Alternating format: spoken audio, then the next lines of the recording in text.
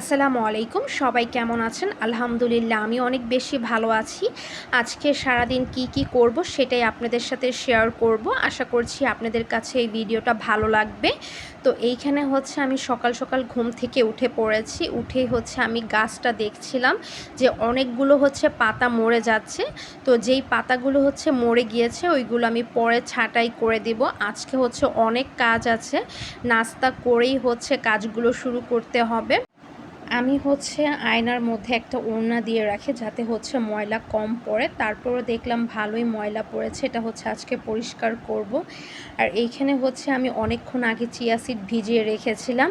এর মধ্যে হচ্ছে আমি লেবুর রস আর হচ্ছে হালকা গরম পানি অ্যাড করব, তারপর হচ্ছে খাবো। আর এখানে আমি একটা ডিম সিদ্ধ করে নিয়েছি, আর সাথে কিছু কিশমিশ আর বাদাম নিয়েছি, আর চাটাও বসিয়ে দিয়েছি। চাটাও প্রায় হয়ে গেছে। ফার্স্টে হচ্ছে আমি এই গরম পানিটা খেয়ে নেব। আর এখানে চা তো আমার লাগবেই, সকালে উঠেই হচ্ছে আমার 1 কাপ চা দরকার। তো এইখানে হচ্ছে এই যে আমার নাস্তা একদমই রেডি। এটা খাওয়ার পর হচ্ছে আমার আরও অনেক কাজ আছে। আজকে হচ্ছে রান্নাবান্না করতে হবে। তো আমি এখানে হচ্ছে গরম পানিটা খেয়ে নিচ্ছি, তারপরে বাদাম, তারপর ডিম খেলাম। সব কিছু খাওয়ার পর একটু রেস্ট নিলাম। তারপর এই যে ছাদে আসলাম যে কোনো সবজি হয়েছে কিনা গাছে।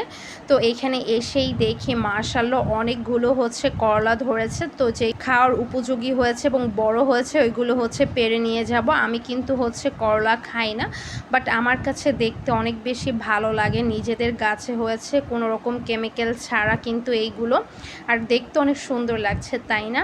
আর মাশাআল্লাহ দিলে অনেকগুলো হচ্ছে বেগুন ধরেছে, এখনও ছোট ছোট আছে। বেগুনগুলো যখন হচ্ছে বড় হবে তখন হচ্ছে পারবো। তো এইগুলো হচ্ছে আজকে আর পারবো না। আর কয়েকদিন ধরে হচ্ছে আমাকে রান্না বান্না করতে হচ্ছে এবং বাকি যত কাজ আছে সব কিছু আমাকেই দেখতে হচ্ছে, কারণ মা বাসায় ছিল না। আর আজকের টাইটেলটা আপনাদের কাছে একটু অদ্ভুত লাগতে পারে, অদ্ভুত হলেও এটাই কিন্তু বাস্তবতা।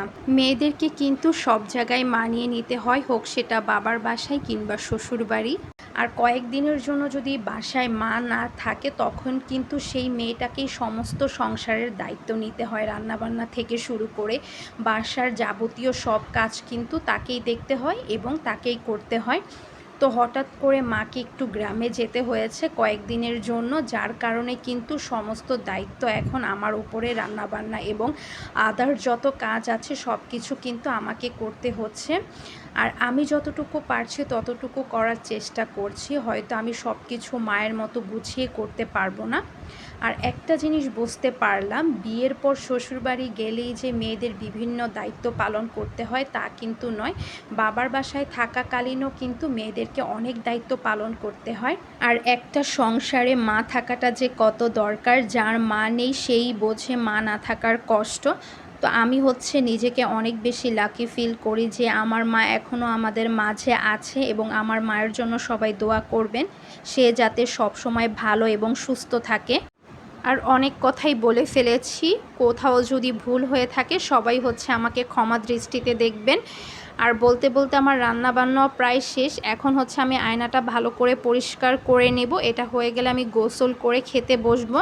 আর আজকে হচ্ছে আমি আলু ভর্তা, তারপর ডাল ভর্তা, ইলিশ মাছ রান্না করেছিলাম। খাওয়া দাওয়া শেষ করে একটু রেস্ট নেব। আর মাশাআল্লাহ আমাদের গাছে এত বড় একটা সবেদা হয়েছে, প্রতি বছরই হয়, তবে এটার থেকে একটু ছোট হয়। এই বছরই এত বড় হয়েছে, তাও আবার এই একটাই। আর এইখানে হচ্ছে ভাইয়া ফ্রোজেন চিকেন সমোচা, তারপর হচ্ছে চিকেন বল এনেছিল। তো এখন হচ্ছে এগুলো ভাজবো। আর এইটা খোলার জন্য এক প্রকার আমি যুদ্ধ করছিলাম, কারণ এক হাতে আমার ক্যামেরা ছিল, আরেক হাত দিয়ে এটা খোলা যাচ্ছিল না। তো এইখানে হচ্ছে 25 পিসের মতন হচ্ছে সমোচা ছিল। আর বাহিরের জিনিস আমার কাছে তেমন একটা ভালো লাগে না। আর যখনই আমার কোনো কিছু খেতে ইচ্ছে করে আমি বাসায় তৈরি করে খাই। আর সমোচা আমার কাছে আহামরি তেমন কিছুই লাগে না, মানুষ অনেক শখ করে খায়, অনেকের কাছে এটা অনেক বেশি ভালো লাগে, বাট আমার কাছে তেমন একটা ভালো লাগে না। আমার হচ্ছে সমোচাটা ভাজা হয়ে গেছে, চিকেন বলটাও হচ্ছে আমি ভেজে নেব। তো যখন হচ্ছে আমি খেলাম আমার সমোচাটা একদমই ভালো লাগেনি। তারপর হচ্ছে চিকেন বলটার ভেতরে কালারটা কেমন যেন ছিল, হয়তো এখানে রং ব্যবহার করেছে। এই জন্যই হচ্ছে আমার বাহিরের জিনিস তেমন একটা ভালো লাগে না, আমি বাসায় আমার মন মতন করে তৈরি করি। আর এই ভিডিওটা যদি আপনাদের কাছে ভালো লেগে থাকে অবশ্যই একটি লাইক করে দিবেন, আর নতুন ভিডিও দেখার জন্য অবশ্যই আমার চ্যানেলটা সাবস্ক্রাইব করে রাখবেন।